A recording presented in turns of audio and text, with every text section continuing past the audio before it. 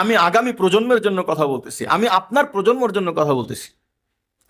আল্লাহ রসুল বলছেন ফাইদা বালাগা ফালিউসাউবিজ, সন্তান বালেগ যখন হয়ে যাবে, একজন নারী যখন কোনো একজন ছেলের প্রতি তার চাহিদা তৈরি হবে, একজন মেয়ের যখন কোনো একজন ছেলের যখন কোনো নারীর প্রতি চাহিদা তৈরি হবে, একজন মেয়ের যখন কোনো ছেলের প্রতি চাহিদা তৈরি হবে, তোমরা বিবাহ দিয়ে দাও, এটা বাবা মার দায়িত্ব। তারা 1 নম্বর শিখাই দিয়েছে লেট ম্যারেজ, দেরি করে বিয়ে দাও। প্রথম ছিল হলো 17-18, তারপরে আস্তে আস্তে এখন সামাজিকভাবে এমন হয়ে গেছে যে দাওরা ফারেক হওয়ার আগে মেয়েকে বিয়ে দেওয়া যাবে না। তার মানে দাওরা ফারেক হতে গেলে 18-19 বছর বিয়ে হয়েছে। অনেক মহিলা মাদ্রাসার মুহতামিমরা আছেন যারা দাওরা পড়ে, তাদের বয়স প্রায় দেখবেন 19-20 হয়ে যায়।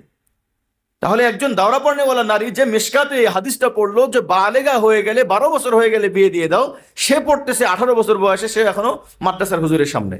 তো তারা আমাদেরকে লেট ম্যারেজ দেখিয়ে অলরেডি এই মুসলিমদের থেকে 12 বছর বয়সে যদি বালেগ হয় বা 14 বছর বয়সে যদি বালেগ হয়, তো একটা ছেলে বিয়ে করে স্বাভাবিক 25 থেকে 30-এর পরে, যে এখন আলেম ওলামারা পর্যন্ত এই বয়সটা নির্ধারণ করে ফেলছে।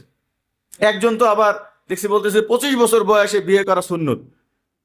আল্লাহ রসুল করেছেন। ভাই, আল্লাহ রসুল অনেক কাজ আছে যেদের নিজের ব্যক্তিগত কিছু জায়গা থেকে করেছেন।